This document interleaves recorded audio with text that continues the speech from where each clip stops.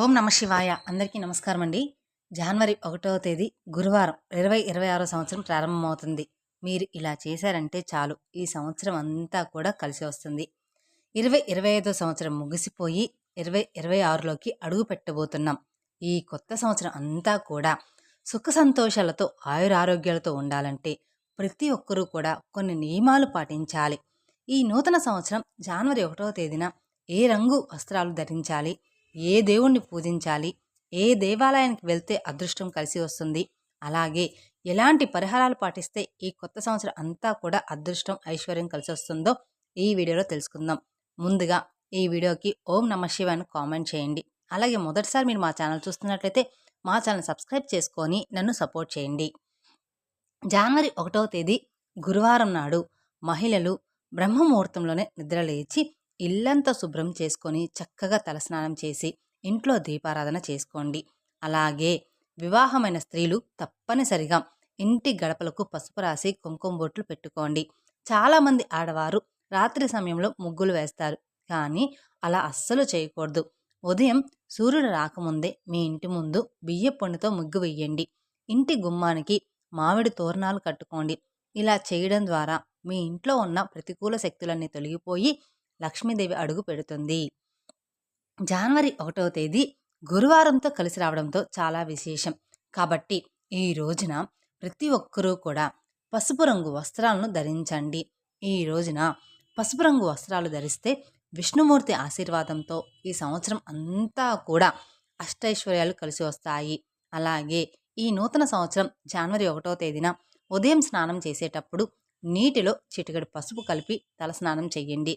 జాతకంలో ఉన్న గురుదోషాలన్నీ కూడా తొలగిపోయి ఈ సంవత్సరం అంతా విజయాలు సాధిస్తారు. అలాగే భయంకరమైన నరదృష్టి సమస్యలతో ఇబ్బంది పడేవారు నీటిలో రాళ్ళు ఉప్పు కలిపి స్నానం చేయండి. అలాగే ఈ కొత్త సంవత్సరం అంతా కూడా డబ్బు కలిసి రావాలంటే నీటిలో గులాబీ రాకులు వేసుకొని స్నానం చేయండి. ఉదయం స్నానం చేసిన తర్వాత సూర్యుడికి అర్ఘ్యం సమర్పించి నమస్కారం చేసుకోండి. చాలామంది అర్ఘ్యం అంటే ఏంటో అంటారు. నీళ్లు సమర్పించండి. మన జాతకంలో సూర్యుడు బలంగా ఉంటే మన జీవితంలో ఎలాంటి కష్టాలు ఉండవు.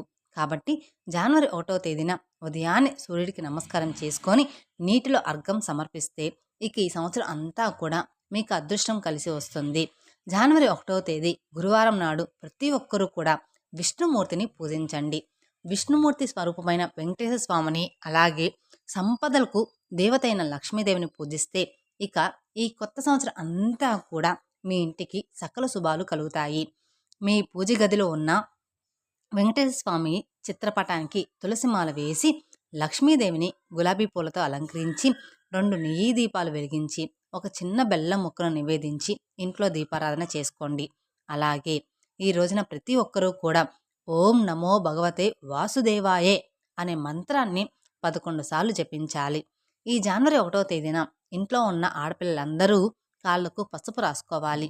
అలాగే ఈ కొత్త సంవత్సరం మొదటి రోజున మీ ఇంటి గుమ్మం బయట గంధంతో స్వస్తి గుర్తు వేసుకోండి. ఇక మీ ఇంటికి ఉన్న నరదిష్టి బాధలు అన్నీ కూడా తొలగిపోయి ఈ కొత్త సంవత్సరం మీ ఇంటికి బాగా కలిసి వస్తుంది. ఇక ఈ కొత్త సంవత్సరం మొదటి రోజున మీ దగ్గరలో ఉన్న వెంకటేశ్వర స్వామి దేవాలయానికి వెళ్ళి స్వామివారిని దర్శించుకోండి. అలాగే దేవాలయంలో ఉన్న ధ్వజస్తంభం దగ్గర దీపాలు వెలిగిస్తే చాలా మంచిది. ఈ నూతన సంవత్సరం 2026లో మీకు విపరీతమైన ధనలాభం కలిసి రావాలంటే జనవరి 1వ తేదీన ప్రతి ఒక్కరూ కూడా లక్ష్మీదేవికి ప్రీతికరమైన వస్తువును కొని మీ ఇంటికి తెచ్చుకోండి.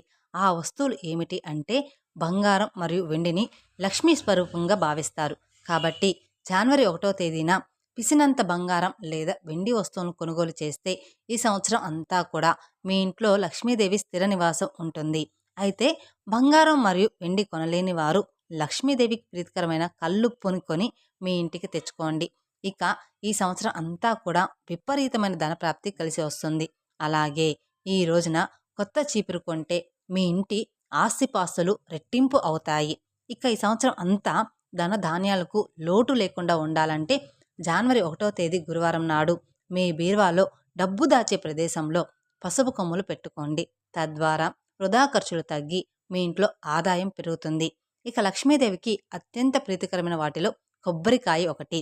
కొబ్బరికాయలు త్రిమూర్తుల్లో నివసిస్తారు. కాబట్టి జనవరి 1వ తేదీన మీ పూజ గదిలో ఏకాక్షి కొబ్బరికాయను పెట్టుకోండి.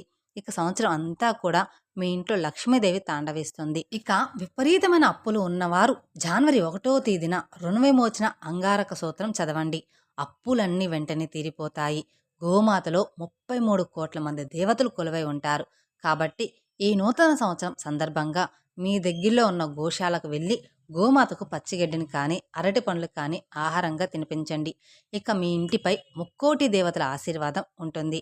విశేషంగా ఈ జనవరి 1వ తేదీన ఇంట్లో పాలు పొంగిస్తే ఇక ఈ సంవత్సరం అంతా కూడా మీ ఇంటి సిరి సంపదలు కూడా పొంగి పొర్లిపోతాయి.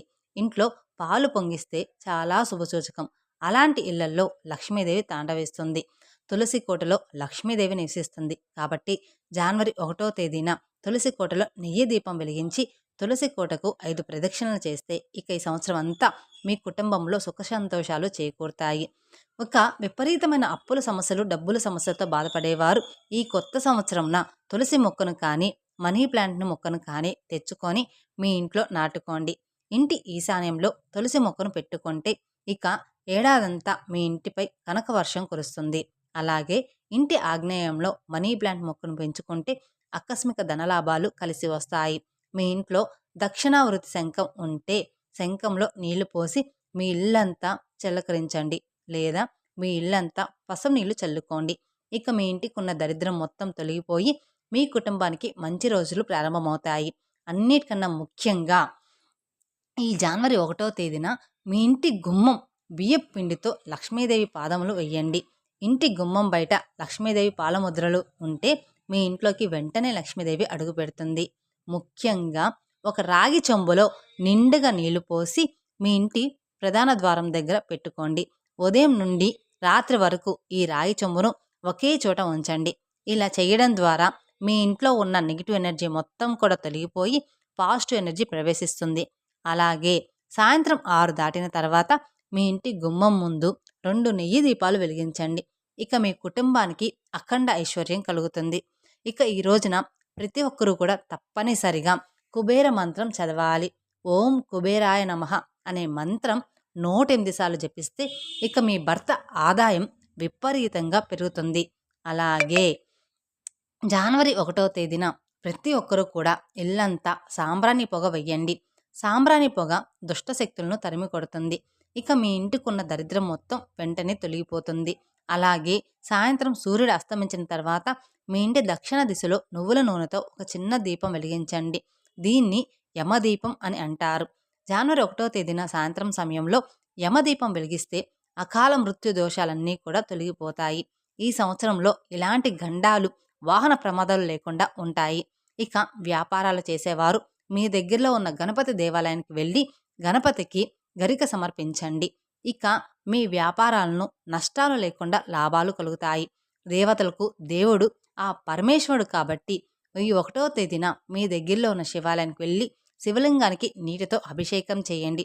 ఈ రోజున శివలింగానికి అభిషేకం చేస్తే మీ భవిష్యత్తులో ఎలాంటి ఆపదలు, కష్టాలు రాకుండా ఆ శివయ్య మీ కుటుంబాన్ని రక్షిస్తాడు. శ్రీ శివయ్య మహాదేవాయ ఐశ్వర్యేశ్వరాయ నమః ఈ మంత్రాన్ని చదువుతూ శివలింగానికి అభిషేకం చేస్తే ఆ శివయ్య ఎంతో సంతోషించి కోరిన వరాలను వెంటనే ప్రసాదిస్తాడు. ఇక ఉద్యోగ ప్రయత్నాలు చేసేవారు పక్షులకు ఆహారంగా నవధాన్యాలు వేయండి. అతి త్వరలోనే ఉద్యోగ ప్రాప్తి కలుగుతుంది. ఇక ఈ నూతన సంవత్సరం జనవరి 1వ తేదీన పొరపాటును కూడా కొన్ని తప్పులు చేయకండి. ఈ రోజున ఎవరికి అప్పు కూడా ఇవ్వకూడదు. అలాగే ఎవరి నుండి కూడా అప్పు తీసుకోకూడదు. లేదంటే ఈ కొత్త సంవత్సరం అంతా కూడా ఆర్థిక సమస్యలు ఏర్పడతాయి.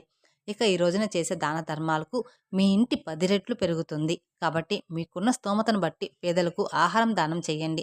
ఇలాంటి చిన్న చిన్న నియమాలు పాటిస్తే ఇక ఈ సంవత్సరం అంతా కూడా అదృష్టం, ఐశ్వర్యం కలిసి వస్తుంది. అలాగే మీరు అనుకుంటారు ఇన్ని చెప్పారు కదా ఇవన్నీ చెయ్యాలా అని. లేదు, మీకు ఎంతవరకు అయితే వీలుంటుందో, మీకు ఎంతవరకు అయితే అందుబాటులో ఉందో అంతవరకే చెయ్యండి. అన్నీ చేయకపోయినా ఏమీ కాదు. కానీ మనస్ఫూర్తిగా మీరు ఒక్క పని చేసినా కూడా అది మీకు సంతోషం అనిపిస్తే ఈ సంవత్సరం అంతా కూడా మీకు బాగా కలిసి వస్తుంది. ఐశ్వర్యం ఖచ్చితంగా వస్తుంది. ఈ వీడియో కనుక మీకు నచ్చినట్లయితే మరికొందరికి షేర్ చేయండి. అలాగే మొదటిసారి మీరు మా ఛానల్ చూస్తున్నట్లయితే మా ఛానల్ సబ్స్క్రైబ్ చేసుకొని నన్ను సపోర్ట్ చేయండి. మరిన్ని అప్డేట్స్ కోసం పక్కనే ఉన్న బెల్ ఐకాన్ ప్రెస్ చేస్తే మా వీడియోస్ మొత్తం మీకు నోటిఫికేషన్ ద్వారా అందుతాయి. Thank you for watching my video. ఓం నమ శివాయ.